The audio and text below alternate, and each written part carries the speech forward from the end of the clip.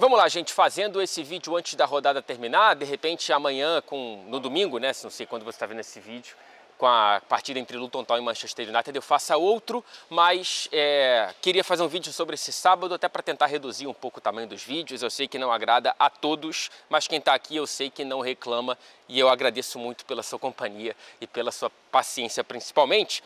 Vamos começar com esse jogo que eu assisti em loco aqui no Etihad Stadium, um empate entre Manchester City e Chelsea 1-1, um jogo muito bom. Um jogo de muito bom futebol, um jogo muito interessante, um jogo lá e cá, principalmente no primeiro tempo, mas não somente.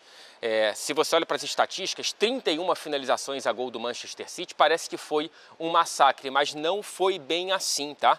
Na segunda metade da partida, o City de fato teve o controle do jogo, de fato pressionou muito mais o Chelsea, finalizou muito mais que o Chelsea, manteve muito mais a bola no campo ofensivo, só que mesmo assim tinha vazamento na defesa do Manchester City. O Chelsea, mesmo num segundo tempo, enquanto time dominado, poderia ter feito o gol da vitória, o gol do 2-0 antes do 1-1, marcado pelo Manchester City já na parte final da partida, com um chute do Rodri com desvio no Chalobah.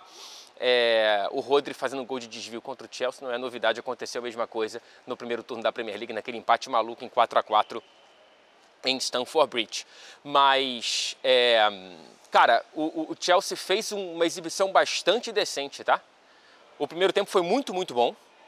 E aí é claro que a gente tem que analisar o crescimento do Chelsea e o adversário que o Chelsea está enfrentando, né? Porque não foi uma partida exuberante do Chelsea. Não é com esse prisma muito mais objetivo e pouco contextualizado que eu quero avaliar aqui a exibição do Chelsea. Eu quero trazer o contexto, e dentro dos contextos do Chelsea, essa exibição foi muito razoável, de razoável para boa. No segundo tempo, o time foi caindo conforme as substituições foram sendo feitas pelo Mauricio Pochettino, mas até aquele momento o Chelsea, repito, poderia ter feito 2-0. Eu acho que se eu tivesse que resumir muito rapidamente a história da partida, eu diria que o Chelsea não venceu por causa do Ederson. O goleiro brasileiro foi essencial para o City, pelo menos somar um pontinho aqui, porque fez uma grande defesa no primeiro tempo, cara a cara com o Jackson, no lance que o Jackson se enrola um pouco com a bola, mas eu culpo um pouco mais o Malo Gusto por ter se enrolado no cruzamento e ter dado um passe um pouco mais atrás do atacante do Chelsea.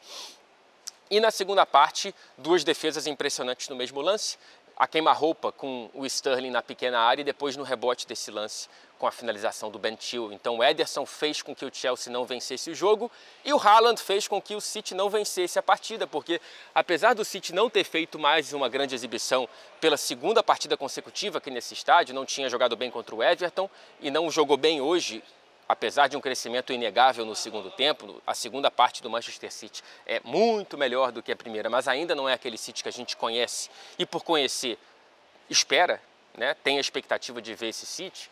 Não foi esse Manchester City, só que mesmo assim criou o suficiente para poder sair com a vitória, especialmente com as chances que o Haaland teve desde os 45 minutos iniciais. O Haaland teve pelo menos 3 chances claras, tá? Cara a cara ali, bola livre com o Petrovic, e perdeu as 3 chances, né? Principalmente de cabeça. Foi a reafirmação de uma deficiência na finalização do Haaland, que realmente existe, que é de cabeça, e ele sabe disso.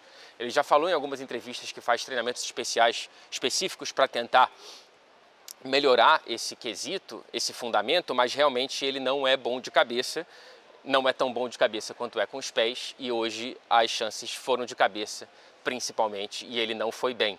A última, inclusive, foi, acho que a pior, um cruzamento do De Bruyne que ele, enfim, era com a faca e o queijo na mão e ele não conseguiu fazer o gol do Manchester City. Então, uma noite para o Haaland esquecer ou então se lembrar bastante para evoluir no que ele deixou de fazer hoje. Mas, ainda assim, o City conseguiu raspar no fundo do barril esse empate e, como eu disse, com um gol com desvio do Rodri, ele consegue fazer... somar pelo menos um pontinho, né? Tem alguns poréns no jogo do City. Por exemplo, para mim o principal ali é o Akanji tentando fazer a função do Stones. Isso não tem funcionado, não funcionou contra o Everton e não funcionou hoje. É o Akanji voltando de lesão, tá? Então também não quero criticar muito o jogador, porque o Akanji, quando é só zagueiro, ele é muito bom. O Akanji, sendo zagueiro barra meia, ele não é o Stones. Mas o Stones também não era o Stones quando ele começou a fazer essa função. Então também a gente tem que dar um desconto para o Akanji e entender com o Guardiola se ele tem uma outra opção, porque o Stones é um jogador frágil fisicamente, tanto é que hoje ficou no banco de reservas por conta disso. Se o Stones não puder participar por questões físicas de um jogo grande na temporada, no mata-mata de Champions, será que o Akanji é realmente a melhor resposta? Eu perguntei para o Guardiola depois da partida e ele disse que sim, que o Akanji pode fazer essa função. Outro problema no jogo de hoje foi concentrar muito as ações ofensivas do lado esquerdo do ataque, muito no Jeremy Doku e muito pouco no Phil Foden, que foi muito pouco acionado e, portanto, muito pouco efetivo. E o Doku, ele não fez uma boa partida, né? Inegavelmente ele não fez uma boa partida, ele conseguiu um drible aqui, outro ali, mas ele desperdiçou muitas bolas e acabou criando muito pouco lance de qualidade para os companheiros do Manchester City, né? Do lado do Chelsea, eu gostei especialmente de 3 jogadores. O Disasi, cara, o que ele tirou de bola, impressionante. Foi a maior atuação do Disasi que eu vi com a camisa do Chelsea. Não sei se foi a melhor dele com a camisa do Chelsea, porque eu não vejo todos os jogos, mas foi a melhor que eu vi.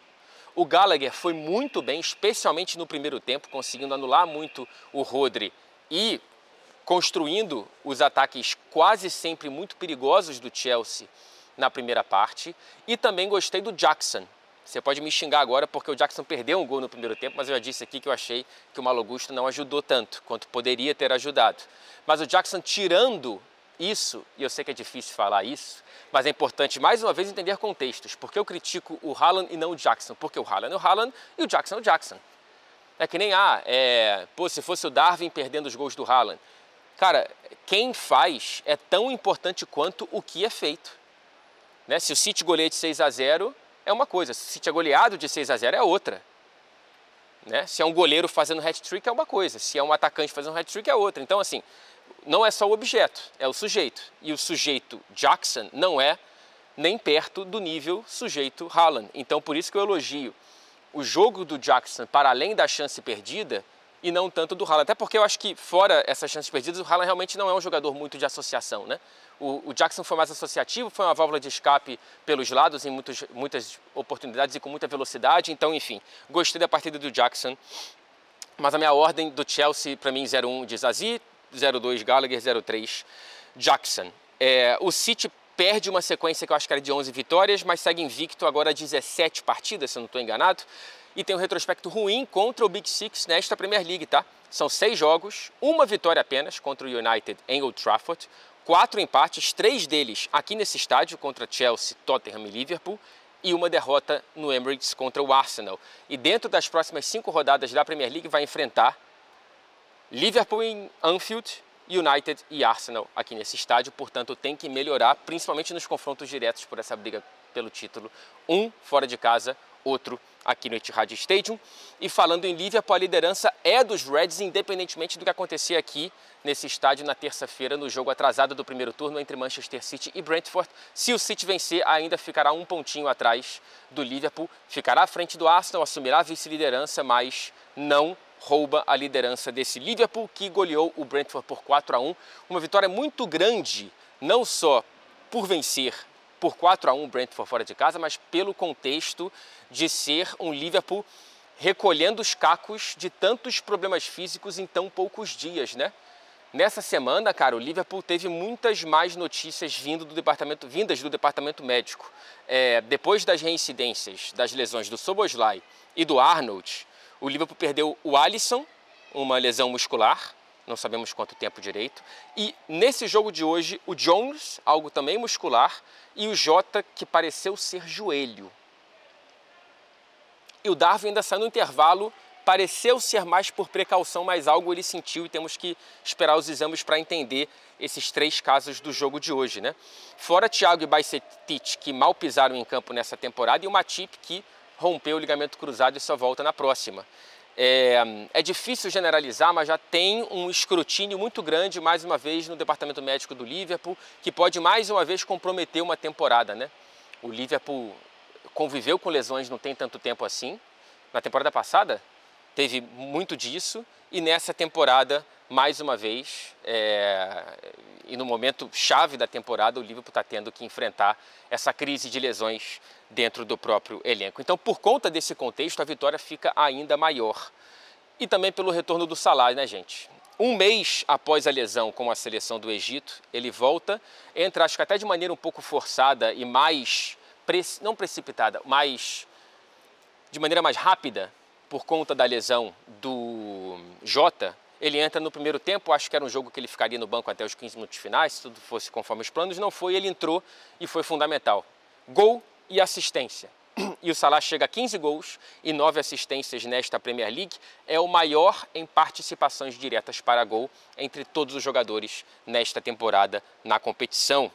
É a 30ª partida dentro da Premier League, da história da Premier League, em que o Salah marca e assiste no mesmo jogo, né? 30.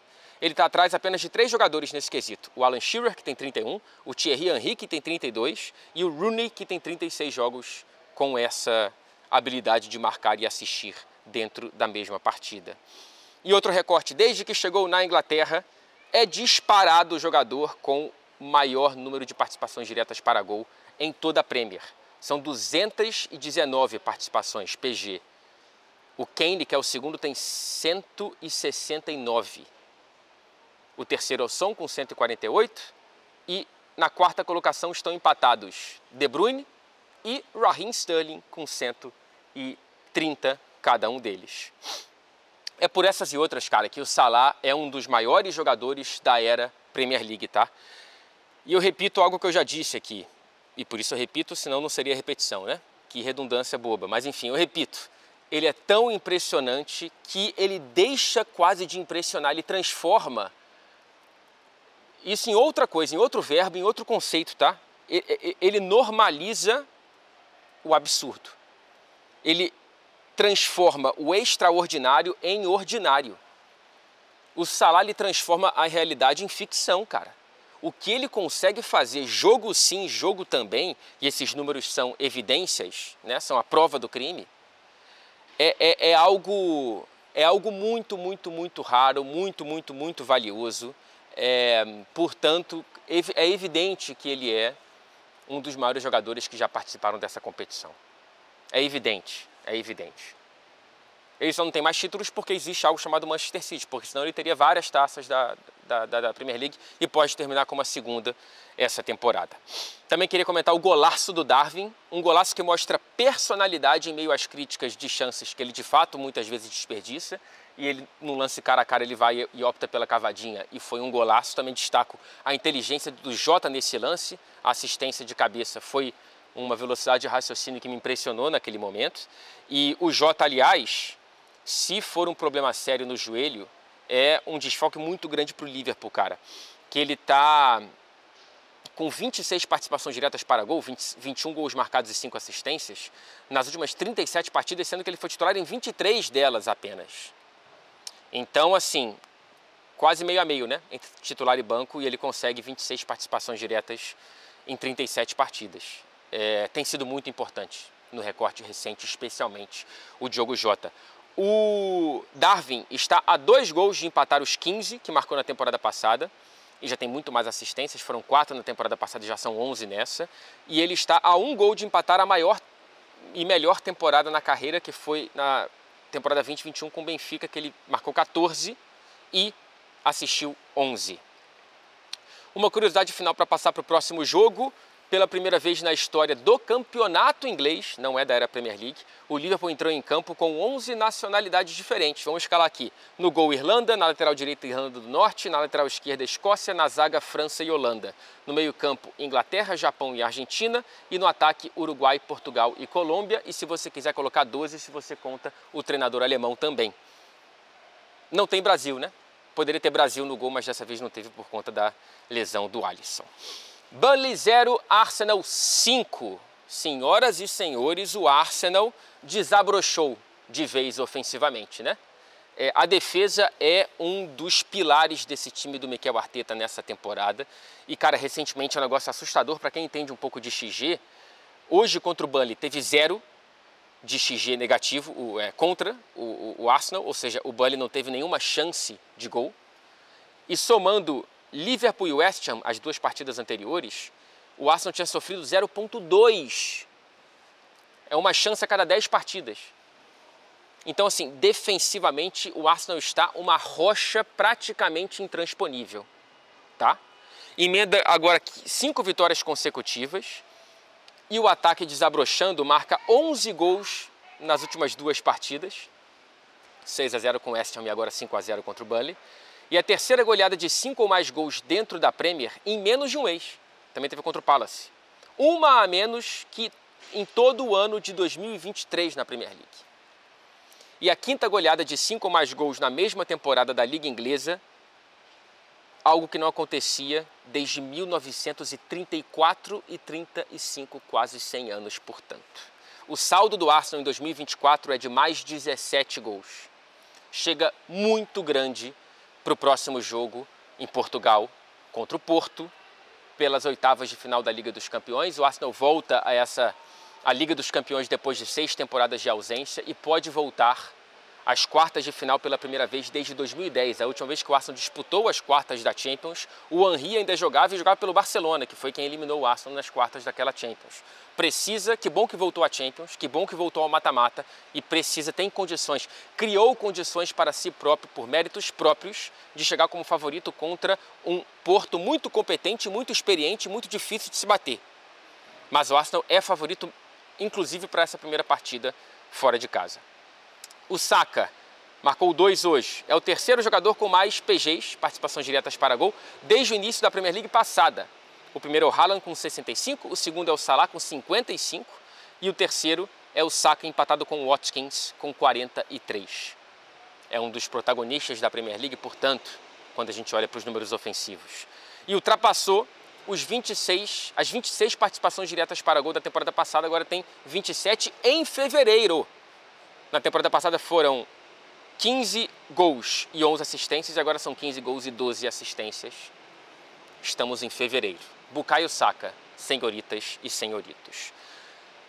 Wolverhampton 2, Tottenham 1 em Londres. Portanto, Spurs 1, Wolves 2. Vitória muito grande e jogando melhor. Vitória merecida do time do competente Gary O'Neill, que volta e meia eu elogio aqui com muitos méritos no canal. Quem eu não elogio com a frequência que eu deveria é o João Gomes, e hoje eu vou elogiar porque é muito fácil elogiar quem marca gol, e esse é um defeito que eu tenho e que o jornalismo esportivo tem de valorizar só quem marca gol. O João Gomes tem sido um dos melhores meias defensivos fora do Big Six, nessa edição da Premier League, só que hoje porque marcou 2 gols eu estou falando dele. E porque eu tenho que falar também, né? Cara, alô Dorival Júnior, hein? Que estava inclusive pessoalmente nessa partida no novo White Hart Lane. O Dorival que trabalhou com o João Gomes no Flamengo, aliás, é mais uma cria do ninho do urubu que está bagunçando na Premier League. Daqui a pouco eu falo de outra, na rodada passada tiveram outras. Então, os jogadores que foram criados no Flamengo estão, de fato, bagunçando nesse momento a Premier League. Azar do Matheus Cunha, né, cara, que teve uma lesão que, de acordo com Gary O'Neill, é significativa, uma lesão muscular na coxa, e estava voando, e agora que o Dorival chega, que a convocação está se aproximando, ele se machuca e vai ficar um tempinho no estaleiro. Uma pena muito grande, cara, porque o João Gomes está jogando muito, o Matheus Cunha estava sendo o protagonista. Outro cara que está voando, e que pena que ele não joga tanto por questões físicas, mas tomara que ele consiga estabilidade física, é o Pedro Neto. Esse eu falo com frequência aqui, eu acho, né? São 19 assistências com a camisa dos Wolves na Premier League, o maior número da história do clube dentro da competição. E nesta edição são 9 assistências em 16 jogos. Ele só tem menos do que o Watkins, que tem 10 em 25 partidas, e o Trippier, que também tem 10 em 23 jogos. O Pedro Neto tem 9 em 16. Então, assistência por partida, ele é o líder dessa edição da Premier, tá jogando demais. E o Hwang voltou também, né, da Copa Asiática, que aliás teve aquele quiprocó do Son com o jogador Lee, né, do PSG, que acabou em pancadaria, confirmada por nota oficial da Federação da Coreia do Sul, e o Son tá com uma proteção no dedo desde então. Que coisa, hein? Que coisa. E o que está acontecendo com esse Tottenham, cara? Hoje eu escolhi nessa faixa de horário, assistir a partida do Tottenham contra o Wolverhampton, porque não assisti há algum tempo o time do Ange, assisti contra o City, mas queria ver mais. E, cara, parece que perdeu um pouco o encanto, né? Mesmo com retornos tão importantes, tá com o Bissouma, tá com o Sarr, tá com o Maddison. Hoje não jogou com os alas, o que é um problema muito sério, né? O Pedro Porro se machucou, infelizmente, e o Dogi estava com dores no joelho, parece ser mais incômodo do que lesão. E ele teve que jogar com o Ben Davies e o Royal, então tem uma queda realmente brusca aí. O Royal, inclusive, a amostra dele na zaga tem sido melhor do que na lateral, mas enfim, por mais que tenha esse problema, não é, na minha opinião, justificativa para estar apresentando tão pouco futebol. Não é de hoje. Só que hoje foi algo, sei lá, me parece que o Tottenham está perdendo força para brigar por vaga na próxima Liga dos Campeões. Tá perdendo força, cara. Tá jogando mal. Tanto é que o Wolverhampton jogou melhor. Poderia ter matado o jogo, inclusive, antes. Poderia ter feito 3-1. Ficou mais próximo de fazer o terceiro do que do Tottenham de fazer o segundo e conseguir o empate. É isso, gente. Tivemos outras questões curtas aí que eu poderia comentar, mas eu estou esquecendo. Eu não estou lembrando aqui, mas eu posso tentar lembrar no próximo vídeo. Tá? Ah, teve o Phillips que foi expulso no West Ham. Que começo de carreira dele pelo West Ham. Terrível, cara. 2 cartões em 3 minutos. 2 cartões em 3 minutos. E teve o gol do Rodrigo Muniz, esqueci. Vitória do Aston Villa, que volta a vencer nessa Premier League, mas tivemos o gol do Rodrigo Muniz, o 4º gol dele nas últimas 3 partidas. Depois que marcou o primeiro, desencantou, né? E ele marcou o gol, o único marcado pelo Fulham na derrota no Craven Cottage para o Aston Villa. Eu falei lá atrás, né, de uma outra cria do Ninho que tinha marcado hoje, foi o Rodrigo Muniz, que felizmente está sendo feliz dentro da Premier League. Um abraço e até o próximo vídeo.